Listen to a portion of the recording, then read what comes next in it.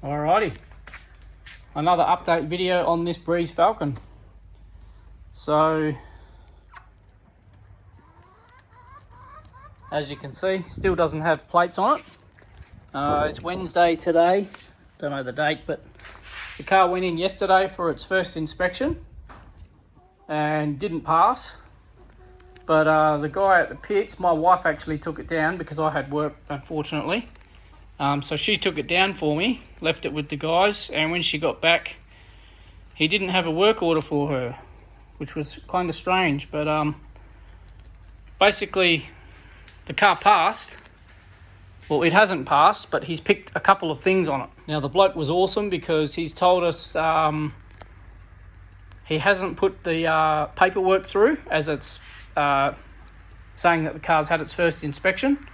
What he's told us is if we get the couple of things that it needs done before next Tuesday, so he's given us a week to do it, he'll put it all down that it passed its first inspection, which is bloody awesome of him. That just saves us the hassle of having to pay the money and take the car back down again, you know, in a week's time and pay for a second inspection just to tick off a couple of things that it needs doing. Now, I think I mentioned in the last video that I had to go through and check all the electrics. I did that the day before, or the night before it went to the pits, so Monday.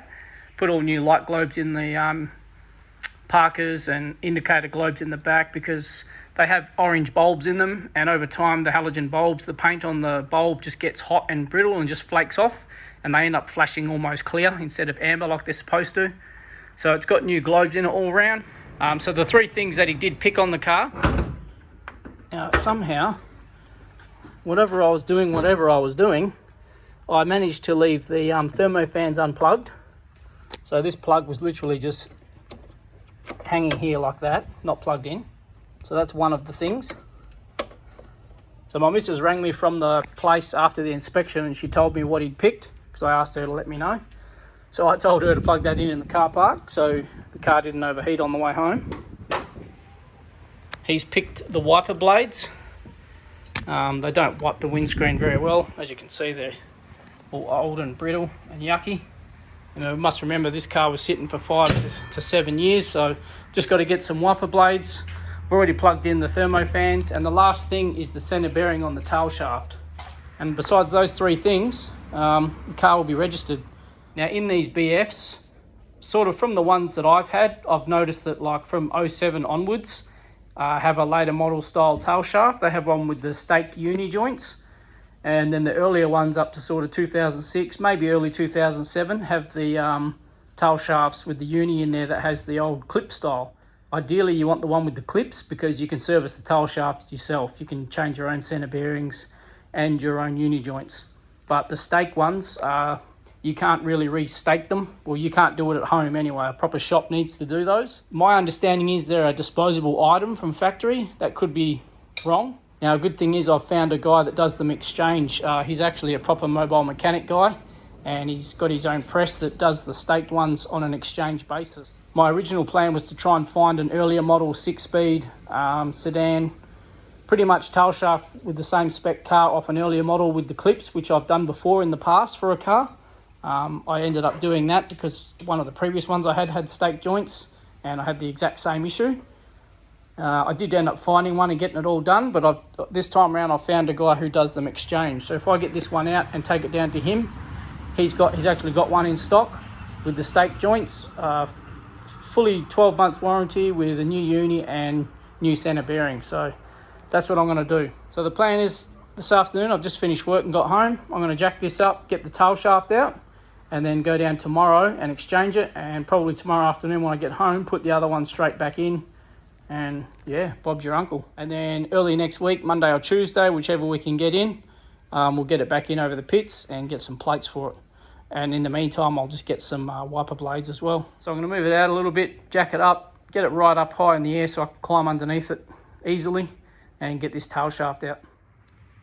Okay, got it safely in the air, got the front on some ramps. I've got some jack stands under the back and the jack as well, just as a precaution, so I can crawl underneath. So let's slide under and check out this centre bearing. I must admit, I should have done this, at least checked everything when I did the transmission, and I didn't. Just because in my mind I was always going to let the mechanics do it anyway. But yeah, let's slide under and have a look. Okay. Oh yeah, there she is. As you can see up the top there, it's completely ripped, torn through. Oops. And the bottom's resting here. So yeah, she's completely flogged. As you can see there. Wow. Oh well, chuffed. Like I said before, I think I mentioned in the last video, I was expecting diff bushes and ball joints on this car, just because it's been sitting for so long. But yeah, very surprised that this is the only issue with it. And if you can see here, you might be able to see the stake joint. If I get the right angle, there's like a press they use which holds these in. See the little grooves on the uni itself. And the earlier models have little circlips like your old school normal uni would have. So that's the pain in the ass that you don't want, preferably. So what I'll do is I'll grab some tools, rip this one out, and then we'll be back tomorrow to put the new one in. I've been overtaking these out before. Just 3 bolts up here at the donut. And 2 bolts here, 10 mils. Nice and hand with these. Don't use guns because these can strip very easily. And then it's just the 10 mils on the CV at the back, which is pretty easy. So I'll rip this bad boy out and we'll be back tomorrow to put the new one in. Alrighty, now I've just decided to take out the big bolts out of the donut just because it's easier. Otherwise you've got to get a spanner in and hold the back of these because there's a nut on the back of these bolts. But as I'm taking these bolts out, these come out no problem. But I'm spinning the tail shaft around and I've just noticed that these bolts here, that one's not, but this one, check that out. Completely loose. So it's a good thing we're in here and getting this thing changed out. So it's got me to thinking the noise that I was hearing when I was taking this thing for a test drive might have been this tail shaft flopping around either here at the donut or maybe definitely at the center bearing, because that's pretty flogged out. So I'm hoping, I mean we won't know till we get it done, but I'm hoping that changing this out might get rid of that weird noise that I was hearing when I was taking it for a test drive. Fingers crossed. Okay, you got the shaft out, came out nice and easy.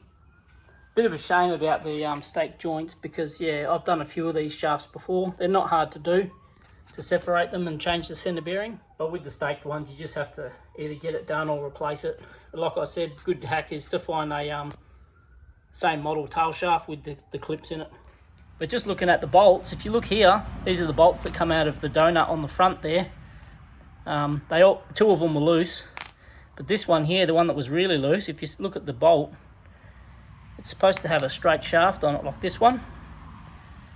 This one's actually worn down on the top, you can see there. So that's been rubbing and loose for quite a long time and been driven like that. So I've got some spare bolts like this, so no dramas, I'll find one and replace that. But yeah, not ideal. But that's it, like I said, come out nice and easy. So tomorrow take that down and get the exchange one, and we'll be back here putting the other one back in the car. Alrighty, and just like that, it's the next day. I've just got home from work, picked this one up on the way home, took my one down to the guy and exchanged it. So as you can see here, this one's got the new uni in there with stake joints. It's done a good job.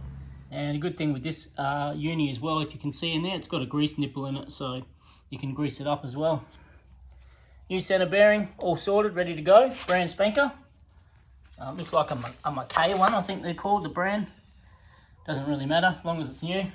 Okay, as you can see, I found another old donut in my stack of spare parts and pinched a bolt out of it. So we've got 3 good bolts to put in now. I'm not going to put that manky one back in, like I said.